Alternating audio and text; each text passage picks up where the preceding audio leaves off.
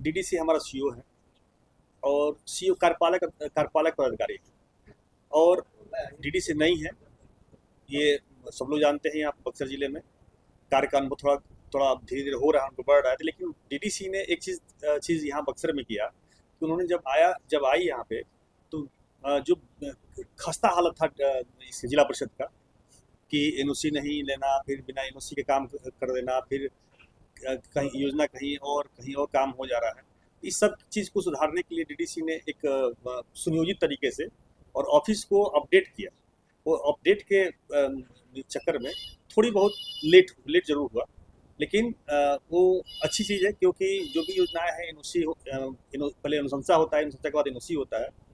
तो इन सब कमियों को उन्होंने धीरे धीरे दूर किया और दूर करके सारा चीज़ पटरी पर उन्होंने ला खड़ा कर दिया।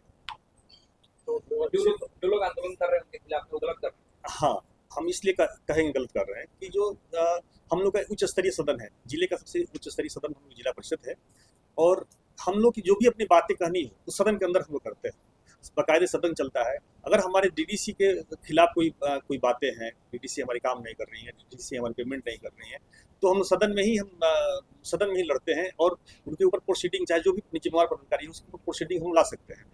लेकिन ये जो अभी फिलहाल हमारे कुछ मित्र साथी जो फिलहाल जिला परिषद के बाहर जो प्रदर्शन कर रहे हैं, तो इसमें सबसे बड़ा आपको एक बता दें कि जिला परिषद के इसके अध्यक्ष जो है अध्यक्षा जो है वही जिम्मेवार किस मामले में है कि सत्ताधारी दल के लोग ही जो अभी फिलहाल वर्तमान में, क्योंकि पक्ष विपक्ष इसमें भी यहाँ भी होता है, तो जो पक्षधर जो लोग हैं आज रोड पे उतरे हैं, तो सत्ता आप ही चला रहे हैं और विरोध आप ही कर रहे हैं। तो आखिर कहीं ना कहीं त्रुटि है आप में, तभी तो रोड पर सड़क उतरना पड़ रहा है। तो एक प्रकरण है, लाइब्रेरी प्रकरण है, जिसमें पार्षदों के बगैर अनुशंसा से पूरे विश्व क्षेत्र में लाइब्रेरी दिया गया, जिसमें एक तरह का एस्टिमेट घोटाला भी हुआ। आप देखिएगा, वो तो डीडीसी उसी की जांच करवाना शुरू की है पेमेंट में, जिसके पूर्व हमारे जिला परिषद चेयरमैन ने लिख कर भी दिया है इसके विरुद्ध। तो जांच ही मुख्य बिंदु है यह विरोध का। जांच के डर से इस तरह जांच के डर से, क्योंकि प्रेशर बनाया जा रहा है, मानसिक प्रेशर बनाया जा रहा है कि जांच ना हो और पेमेंट मिल जाए। तो डीडीसी के द्वारा बहुत पारदर्शी तरीके से ये जांच कमेटी बैठा के और वो जांच कर रही है। उस जांच को ही करने क्रम में जो भी लेट हो रहा है, तो ये लोग चाह रहे हैं कि उस जांच को दबा दिया जाए, दबा कर सारा पेमेंट जो है निकाले, क्योंकि उसमें पैसे की काफी बंदरबाट हुई। आपको लगता है क्या कि जिला परिषद अध्यक्ष से संभाल नहीं रहा है? तो स्वाभाविक बात है कि सत्ता में आप ही है और प्रदर्शन आप ही करवा रहे हैं, तो स्वाभाविक बात है, नहीं संभलता है तभी तो ये इस तरह की बातें आती है।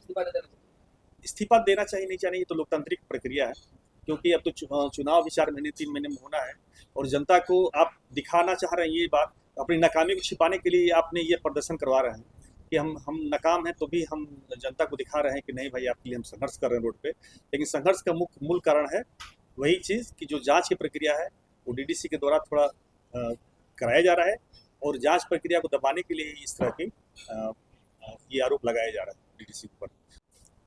दूसरी बात ये है कि सभी पार्षदों का, क्योंकि जो भी जीत कर आया, जैसे विधायक को सामान्य वितरण मिलता है, फंड जो विधायक होते हैं तो विकास निधि जो होता है सबको मिलता है एक बराबर। लेकिन फिलहाल इस कार्यकाल में जो भी हमारे वर्तमान चेयरमैन है, इनके कार्यकाल में किसी पार्षद को समानता के आधार पर पैसा नहीं मिल रहा है। तो ये मैक्सिमम पैसा अपने क्षेत्र में ले जाना चाहते हैं और अपने क्षेत्र में ले जाकर ही उस राशि को खर्च कर रहे हैं। और कई हमारे कमजोर जिला परिषद हैं, उनको पैसा नहीं मिल रहा है, जिससे विकास पूर्णतः उनके क्षेत्र में रुका हुआ है। इन्हीं सब कारणों से वो डीडीसी इसी को पारदर्शिता, सामान्य वितरण लागू की है डीडीसी कि सभी पार्षदों को एक समान पैसा वितरित हो। इसी सब कारणों से ये जो भी विरोध हो रहा है वो विरोध हो रहा है। हम इस विरोध को हम लोकतांत्रिक तरीका नहीं मानते हैं, क्योंकि अपनी नाकामियों को छिपाने के लिए विरोध क्रिएट किया गया।